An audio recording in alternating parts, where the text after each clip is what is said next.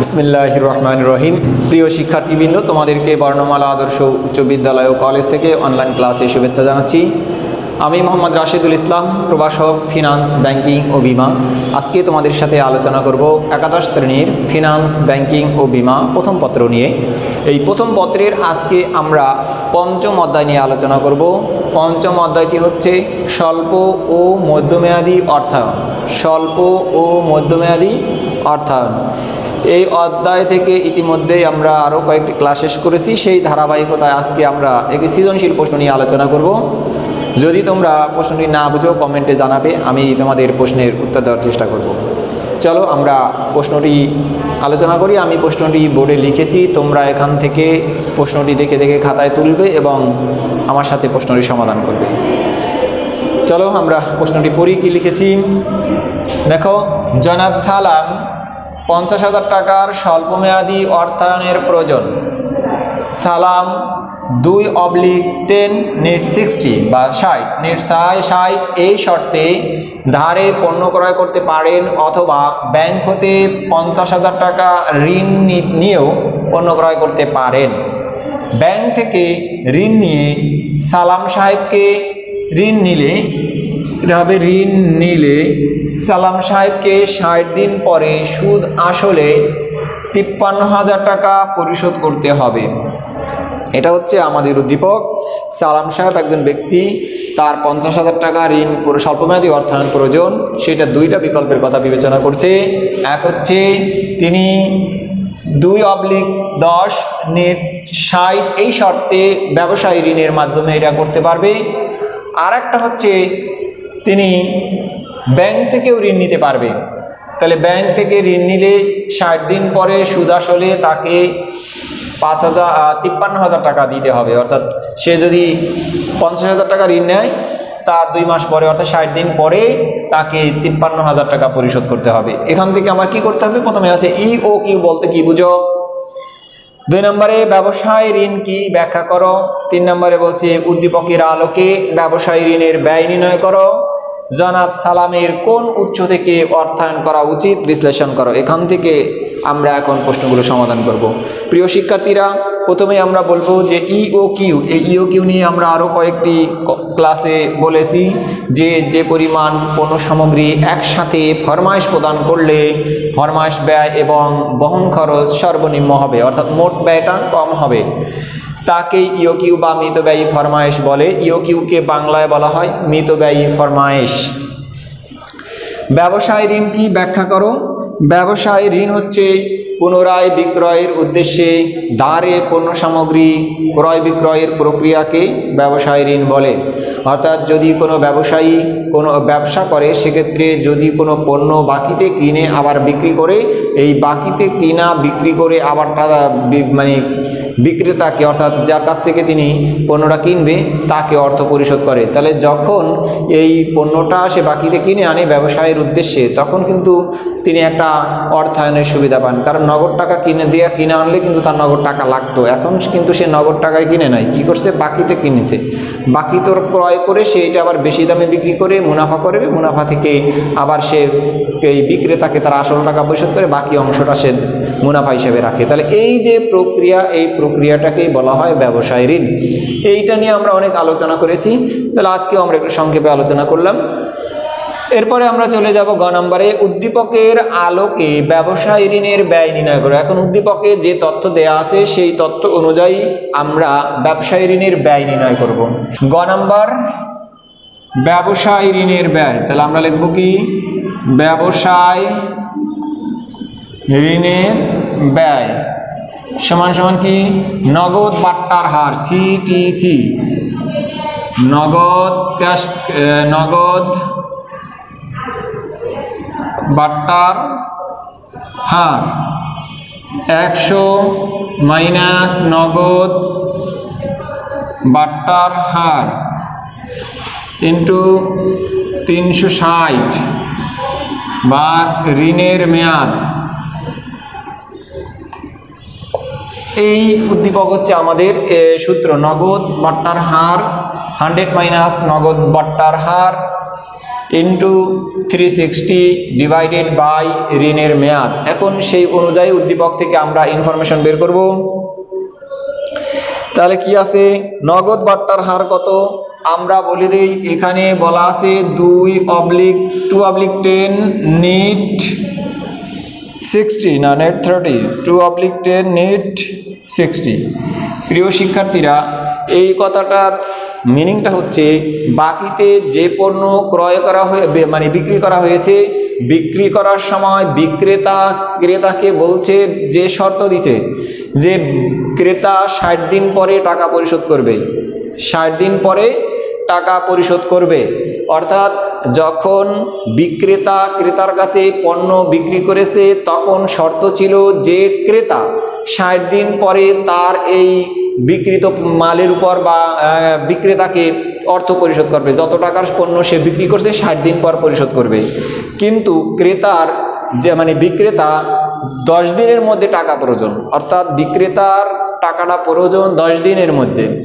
এখন ক্রেতা তো 10 দিনের মধ্যে টাকা পরিশোধ করবে না, কারণ সে বিক্রি করার সময় শর্ত দিয়েছিল যে 60 দিনের মধ্যেই সে টাকা পরিশোধ করবে।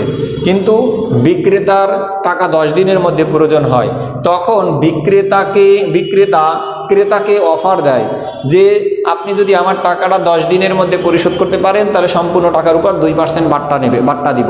অর্থাৎ ক্রেতা যদি তার টাকা 10 দিনের মধ্যে পরিশোধ করতে পারে তাহলে সে 10% মানে মোট টাকার উপরে 2% বাট্টা পাবে, অর্থাৎ 2% কম নেবে।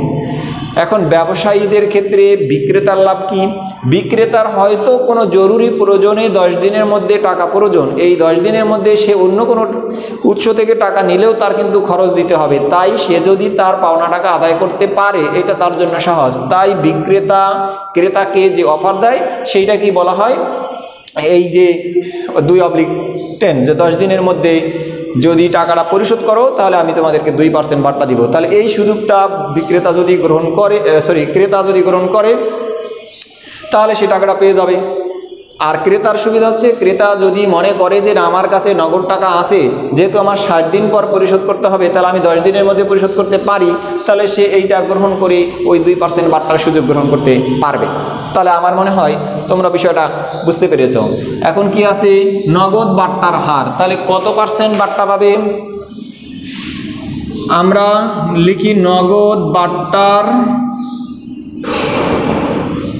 হার। এখানে আমরা জানি কত % বাট্টা পাবে, 2% বাট্টা পাবে। তাহলে আমরা এখানে হবে নগদ বাট্টার হার কত %? 2, 100 মাইনাস 2, এরপরে কি আছে ইন্টু ঋণের মেয়াদ কত?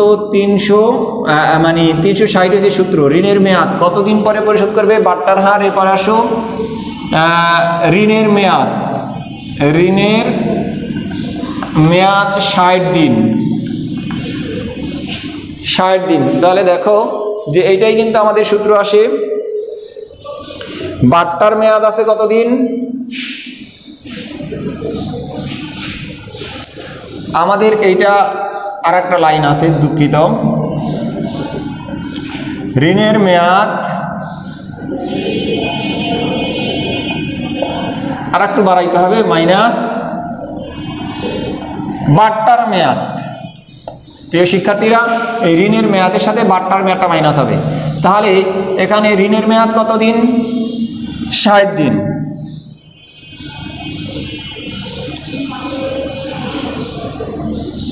ওকে, 60 দিনের মধ্যে টাকা পরিশোধ করবে। আমরা আজ বাট্টার মেয়াদ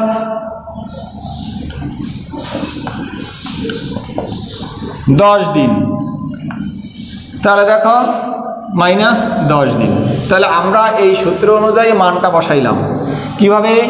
নগদ বাট্টার হার 100 মাইনাস নগদ বাট্টার হার 360, ঋণের মেয়াদ মাইনাস বাট্টার মেয়াদ। এটাকে আমরা সূত্রটা আগে ইংরেজিতে শিখেছিলাম, সিডিআর 100 মাইনাস সিডিআর। আমরা এভাবে এটার পরিবর্তে লিখেছিলাম সিডিআর, এটা 100 মাইনাস সিডিআর, এটা 360 পিপি মাইনাস ডিপি, এরকমের আমরা শিখেছিলাম। তাহলে আমরা আজকে একটু পুরোটাই শিখলাম একই কথা। সিডিআর হচ্ছে ক্যাশ ডিসকাউন্ট রেট বা নগদ বাট্টার হার। তাহলে আমরা চলে যাই, এটা ক্যালকুলেশন করি।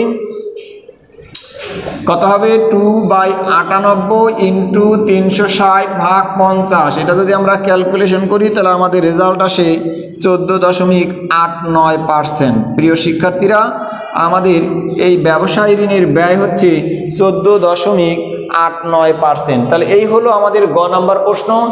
এখন আমরা চলে যাব ঘ নাম্বার প্রশ্নে। ঘ নাম্বার প্রশ্নে বলা হয়েছে যে মিস্টার সালাম সাহেবের জন্য কোন ব্যাংকে টাকা, নাকি হ্যাঁ, সালামের কোন উৎস থেকে অর্থায়ন করা উচিত।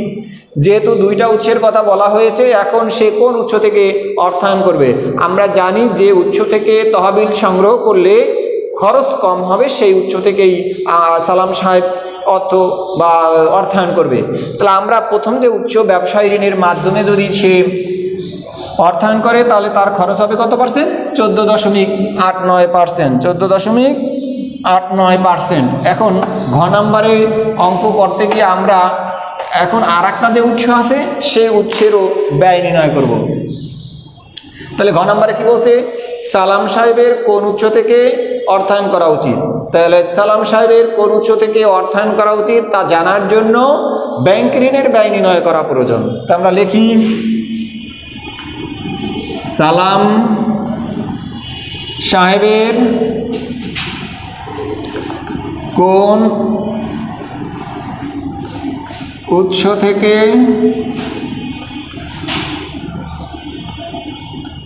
অর্থায়ন করা উচিত তা জানার জন্য ব্যাংক ঋণের ব্যয় নির্ণয় করা উচিত। ব্যাংক